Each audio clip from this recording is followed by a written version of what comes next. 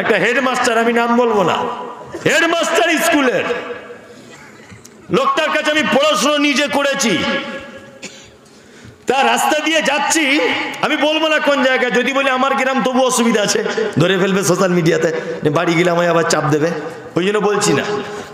দেখছে under pant পরে বসে আছে এরকম ঠ্যাং বার করে মাস্টার, এখান দিয়ে লাল পড়ছে। মানে বাড়ি টাড়ি যাই না, মাদ্রাসাতেই থাকি, আমায় আমার স্ত্রী সবাই, হয়তো বছরে দুবার যাই বাড়িতে। যাওয়ার সময় আমার একটা ভাইকে জিজ্ঞেস করছি, এই অবস্থা কেন মাস্টারের? এ তো সে অমুক হেডমাস্টার। বলছে হ্যাঁ। তাই আমাকে বলছে তুই শুনিস নি? ওই না, শুনিনি তো। বলছে সে প্রাইভেট পড়াতে গিয়ে আর একটা মেয়েকে দ্বিতীয়বার বিয়ে করেছিল, এই দুই বইয়ের টেনশানেও পাগল হয়ে গেছে। সত্যি সত্যি, এর নাম নারী। বিদ্যানের বিদ্যা নষ্ট করে দেয়, কোটিপতির ধন নষ্ট করে দেয়, সুস্থ পুরুষকে অসুস্থ করে দেয়। এর পাল্লাতে যে বেশি এর মোহে পড়েছে, তার পাগল হওয়া ছাড়া কোনো উপায় নাই। ওই জন্য ডিস্টেন্স বজায় রাখবেন। আমি মাঝখানে বালিশ দিতে বলিনি, কিন্তু আমি বলছি যে একটু ডিস্টেন্স, মানে ওই ওদের থেকে একটু দূরে থাকবেন। কি বললাম বুঝলেন? তবে হ্যাঁ, ওর কাছ থেকে যদি আপনি মনে করেন সারা রাত ও আমায় পা টিপে দিক, সারা রাত আমায় মাথা টিপে দিক, তাহলে ওর একটু প্রশংসা করে দেবেন যে সত্যি অনেক দিন পরে আজকে ডাল রান্না খেলাম, তোমার হাতের মতো ডাল রান্না জীবনে কোনো মুখে লাগেনি, অথচ লবণ হয়নি, তবুও বলুন, তবুও বলুন।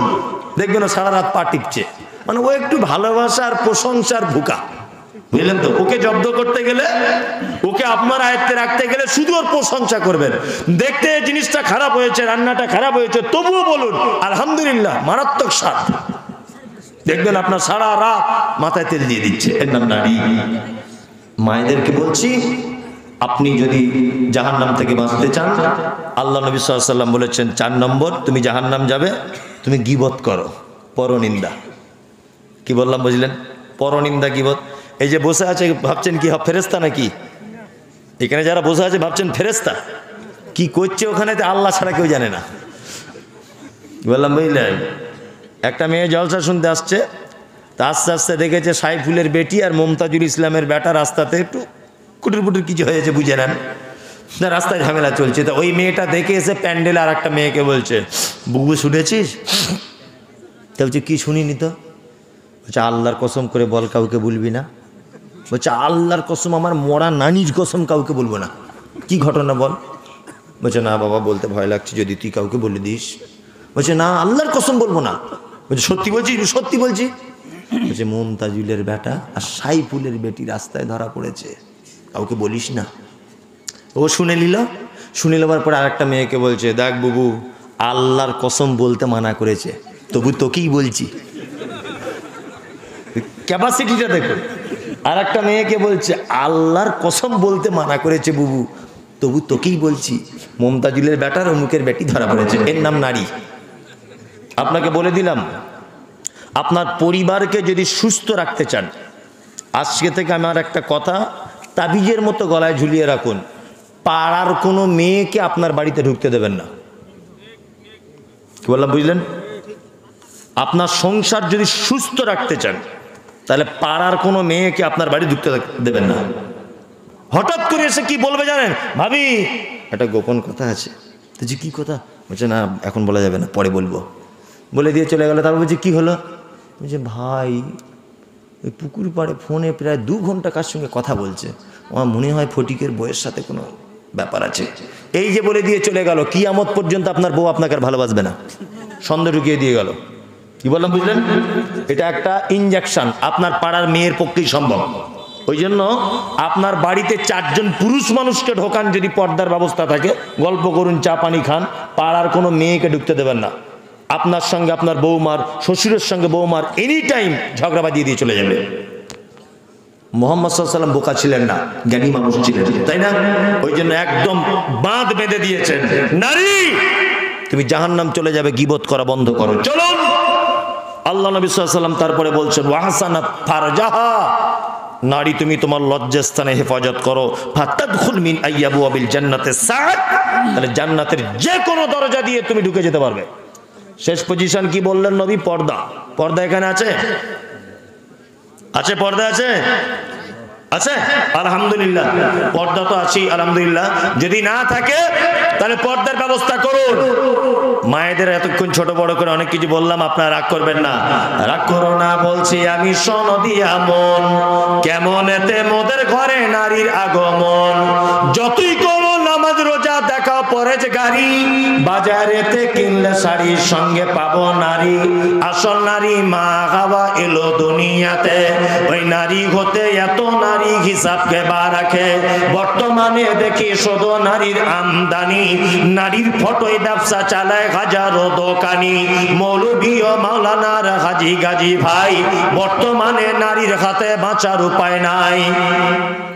রেডিও টেলিভিশন আরো সিনেমা হলে, আর দলে দলে যাচ্ছে পুরুষ নারী আছে বলে। দেশলাইটা হাতে নিয়ে ঠুকতে যাব কাঠি, ঠোকার আগে তার উপরে আছে নারীর পাটি। নববর্ষের দিনে দেখো হাজার দোকানদার নারী মার্কা ফটো দিয়ে দিচ্ছে ক্যালেন্ডার। বাজারেতে চা বিস্কুট আনবে সবাই কিনে, সেটাই দেখো নারীর ফটো বিস্কুটের ওই টিনে। আলকাতরা টিনে দেখো নারীর ফটো আছে, বেশি দামে আলকাতরা বিক্রি হবে বলে। পানের সঙ্গে জর্দা খাবে 300 পাতির কোটো, সেটাই দেখো বাদনাইকো আছে নারীর ফটো। পানের সঙ্গে জর্দা খাবে 300 পাতির কোটো, সেটাই দেখো বাদনাইকো আছে নারীর ফটো। নিজের টাকায় সাবান কিনে ময়লা দূর করে, ময়লা দূর যেমন তেমন নারীর ফেরে পড়ে। ইফকো কিনুন, পটাশ কিনুন, রাসায়নিক সার, তার বস্তার উপর দেখতে পাবে নারীর পিকচার। সাইকেলের ওই সামনের চাকায় মার্কেটের ওই নিচে, সাইকেলের ওই সামনের চাকায় মার্কেটের ওই নিচে, সেটাই দেখো বাদনাইকো নারীর ফটো আছে। তোর বউকে যাই না দেখা যায় না রাস্তাঘাটে, ওই বউকে দেখবে সবাই ভোটের তালিকাতে। আল্লাহ নবী বলেছেন আহসানাত ফারজাহা, ও জগতের যত নারীরা তোমরা তোমার পেট, তোমার পিঠ, তোমার চক্ষু, তোমার হাত, তোমার বডিটাকে তুমি হেফাজত করে নাও। নবী বলেছেন বেপর্দার সঙ্গে চলবে না। যদি তুমি পর্দা করতে পারো, ফাতাদখুল মিন আই আবওয়াবিল জান্নাতে সাআত, তাহলে জান্নাতের 8টা দরজার ভিতরে যে কোনো দরজা দিয়ে তুমি প্রবেশ করবে, পৃথিবীর কেউ তোমাকে আটকাবে না। 4 বার হজ করেছে, যে কোনো দরজায় চান্স নাই। হাফেজ সাহেবের যে কোনো দরজায় চান্স নাই, কারি সাহেবের যে কোনো দরজায় চান্স নাই, মাদ্রাসা করেছে যে কোনো দরজায় চান্স নাই।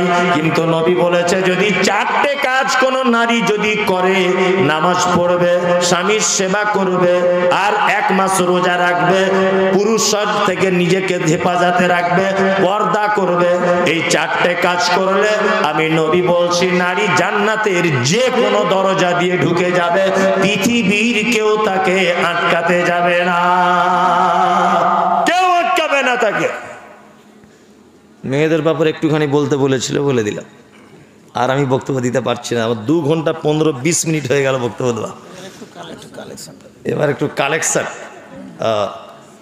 যারা এখানে বসে আছেন, আমি আদায়কারী বক্তা নয় যদিও, তারপরেও আমার শেষ আবেদন যে মাদ্রাসা এটা আল্লাহর ঘর, আপনারা একটু মাদ্রাসাকে সহযোগিতা করুন, বিনীত অনুরোধ। আল্লাহ নবী সাল্লাল্লাহু আলাইহি ওয়াসাল্লামের হাদিস, দানের কথা বলে এই যে অ্যালার্জি শুরু হয়ে গেল, আর মানুষ থাকবে না। কি আশ্চর্য ব্যাপার, তাই না? এই ভাই আপনারা চলে যাচ্ছেন কেন? আমাকে যারা ভালোবাসেন এতক্ষণ বসেছিলেন, তো অন্তত ভালোবেসে 1000 টাকা মাদ্রাসায় দেন। এটা তো তবেই তো একটা, যে যা পারবেন দেন, 10 টাকা 5 টাকা 20 টাকা যার কাছে যা আছে তাই দেন, কোনো চাপ নেই, দেন।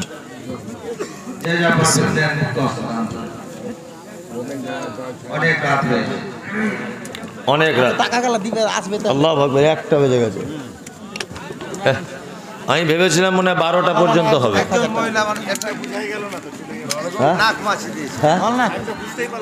টাইম বুঝতে পারলাম না। কেশবপুর মাদ্রাসার ব্যবস্থাপনায় আজকে যে জলসায় আপনারা বক্তব্য